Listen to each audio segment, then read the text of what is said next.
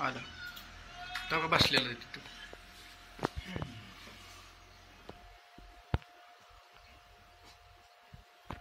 कुठल्या कॅमेऱ्यात आहे ते मला तर काय दिसत इथं बसलाय. हा तिकडे बसला दोन्हीकडे दिसतो एका टायमिंगला बघा शेजारच्या. मला दुखायला लागली. माग बसा की इकडे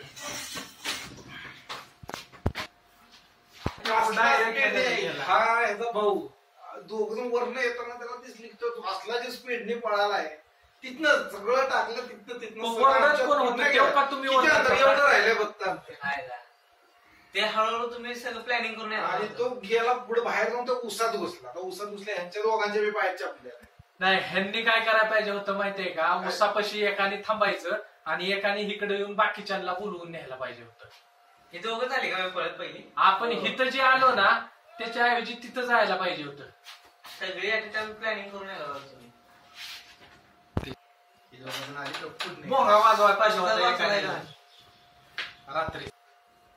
हा ती पण नाही आली. आपला भोंगा वाजल्यावर लगेच आपली माणसं जागे होती. हा मला तर पहिल्यांदा ओरडला का नाही म्हटलं कोणाच तरी हानाहानी झाली वाटत.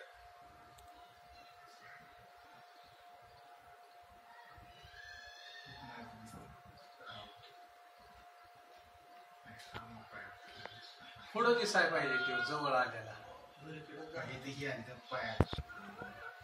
निवांत कॅप आणून फिरतोय देऊ आला पण कुत्र पण आहे तिथं मला वाटतं. 12:15 टायमिंग. आणि मग त्यांनी कसं काय ते भुकलं नाही काय नाही. काय त्या कुत्र्यांना काय तुम्ही काय पाळताय. कुठला कॅमेरा वरनं जरी नुसता आवाज टाकला असता तरी ते पळाला असता.